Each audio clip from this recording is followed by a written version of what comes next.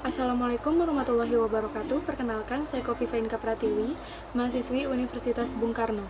Saat ini, saya akan membacakan rangkuman materi pertemuan pertama sampai pertemuan kelima dari mata kuliah Analisa Lingkungan Bisnis. Kegiatan bisnis. Kegiatan bisnis merupakan proses kegiatan oleh individu atau kelompok melalui proses penciptaan, pertukaran kebutuhan dengan tujuan untuk memperoleh keuntungan khususnya secara finansial. Pihak pengelola bisnis. Berdasarkan tingkat kepentingan dan keterlibatan dalam aktivitas bisnis, sumber daya manusia yang terlibat dalam bisnis dikategorikan menjadi 4 bagian, yaitu pertama pemilik modal, kedua manajer, ketiga tenaga kerja, dan keempat konsumen. Yang pertama ada pemilik modal. Pemilik modal adalah pihak-pihak yang menyediakan dana sehingga kegiatan operasional dan aktivitas organisasi dapat berjalan dengan lancar. Yang kedua adalah manajer. Manajer adalah orang-orang yang memiliki tanggung jawab untuk menjalankan dan mengelola organisasi bisnis sehingga akan mencapai tujuan yang direncanakan oleh pemilik modal. Yang ketiga, tenaga kerja. Tenaga kerja merupakan pengelola proses produksi perusahaan untuk memenuhi kebutuhan dan keinginan konsumen akan produk yang berkualitas. Keempat yaitu konsumen. Konsumen merupakan pengguna produk yang dihasilkan oleh organisasi bisnis. Konsumen merupakan kelompok potensial yang akan menggunakan produk ataupun jasa yang ditawarkan oleh organisasi bisnis. Stakeholder bisnis. Stakeholder bisnis terdapat 9 bagian, yaitu pertama stockholders, kedua customers, ketiga surrounding community, keempat environmentalist, kelima dealers, keenam employees, ketujuh government leaders, kedelapan suppliers, dan kesembilan bankers. Maksud dan tujuan bisnis. Bisnis tidak hanya bermaksud untuk memenuhi kebutuhan masyarakat konsumen. Ada beberapa tujuan yang biasanya ingin dicapai suatu organisasi bisnis, yaitu pertama, pemenuhan kebutuhan dan keinginan konsumen, kedua, keuntungan usaha, ketiga, pertumbuhan dan perkembangan yang berkelanjutan, keempat, mengatasi berbagai risiko, dan kelima, tanggung jawab sosial. Tingkat partisipasi bisnis. Ada beberapa tingkatan partisipasi bisnis dalam lingkungan ekonomi global, yaitu pertama domestik, kedua internasional, ketiga global, dan keempat multinasional. Lingkungan bisnis. Lingkungan bisnis adalah keseluruhan hal-hal atau keadaan di luar badan usaha atau industri yang memengaruhi kegiatan organisasi. Lingkungan bisnis meliputi yang pertama, lingkungan ekonomi, yang kedua lingkungan teknologi, yang ketiga lingkungan sosial, dan yang keempat lingkungan persaingan. Lingkungan ekonomi. Lingkungan ekonomi merajuk pada kondisi sistem ekonomi tempat perusahaan tertentu beroperasi. Kondisi ekonomi merefleksikan kondisi bisnis nyata. Lingkungan teknologi. Pengertian teknologi merajuk pada semua cara yang digunakan perusahaan untuk menciptakan nilai bagi konstituen mereka, termasuk pengetahuan manusia, metode kerja, peralatan fisik, elektronik, dan komunikasi. Lingkungan hukum politik. Lingkungan ini mencerminkan hubungan antara bisnis dan pemerintah, biasanya dalam bentuk regulasi pemerintah. Sistem hukum ikut menentukan apa yang dapat dilakukan dan tidak dapat dilakukan oleh organisasi. Lingkungan sosio-budaya. Lingkungan sosial mencakup kebiasaan, adat istiadat, nilai, dan karakteristik demografik dari masyarakat di mana sebuah organisasi beroperasi. Analisa lingkungan bisnis. Analisis lingkungan adalah penelusuran kekuatan, kelemahan, peluang, dan ancaman perusahaan sampai kepada pangkalnya.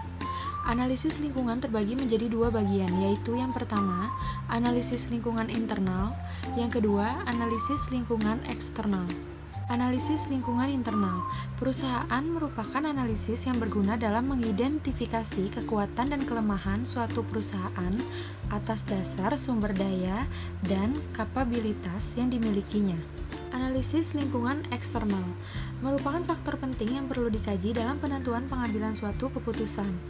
Pengenalan dan pemahaman tentang berbagai kondisi serta dampaknya menjadi hal mutlak yang harus ditelaah lebih lanjut. Karakteristik lingkungan makro. Lingkungan makro adalah lingkungan yang terluas dan mempengaruhi kondisi perusahaan baik secara langsung atau tidak langsung. Pendekatan analisis lingkungan. Setiap manajemen perusahaan mempunyai pendekatan yang berbeda-beda di dalam melakukan analisis lingkungan.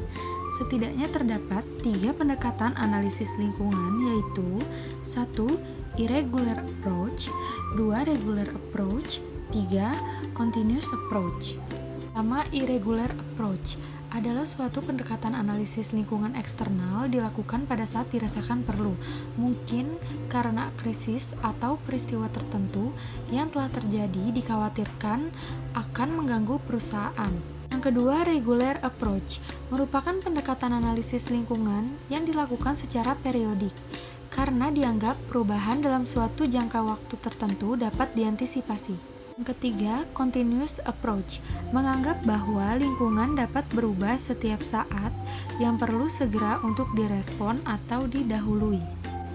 Langkah-langkah analisis lingkungan. Analisis lingkungan memerlukan beberapa komponen agar analisis dapat menangkap variabel yang berpengaruh dan perlu untuk diantisipasi. Ketiga komponen analisis lingkungan eksternal tersebut adalah: pertama, scanning, kedua, monitoring, ketiga, assessing. Tahapan analisis lingkungan. Yang pertama, identifikasi dan seleksi variabel lingkungan. Yang kedua, memahami karakter masing-masing variabel. Yang ketiga, implikasi manajerial. Yang keempat, antisipasi strategi. Lingkungan internal. Dalam sebuah lingkungan bisnis dipengaruhi oleh faktor-faktor yang meliputi 1. Tenaga kerja, 2. Modal, 3. Bahan baku, 4. Perlengkapan atau peralatan produksi, 5. Cara kerja. Yang pertama, tenaga kerja. Pada masa sekarang harus diusahakan agar tenaga kerja ini betul-betul menjadi teman atau pasangan bagi perusahaan untuk mencapai tujuan perusahaan. Yang kedua, modal. Uang atau modal usaha yaitu sejumlah uang atau barang yang dibeli dengan uang tersebut untuk membuat produk yang lain. Yang ketiga, bahan baku. Ini sangat berpengaruh sekali terhadap kelancaran proses produksi, sebab merupakan faktor pendukung utama dalam proses produksi. Meliputi perlengkapan atau peralatan penunjang faktor produksi sebuah perusahaan. Peran mesin sangatlah sentral dalam menunjang kegiatan bisnis sebuah perusahaan. Yang kelima, cara kerja, yaitu merupakan suatu pelaksanaan kerja produktif, misalkan pengambilan keputusan, pemberian ide, tahu inisiatif, dan pemikiran yang kesemuanya itu ditujukan agar pengelolaan sumber-sumber ekonomi dapat berjalan lancar. Analisis lingkungan internal. Analisis lingkungan internal perusahaan merupakan analisis yang berguna dalam mengidentifikasi kekuatan dan kelemahan suatu perusahaan atas dasar sumber daya dan kapabilitas yang dimilikinya.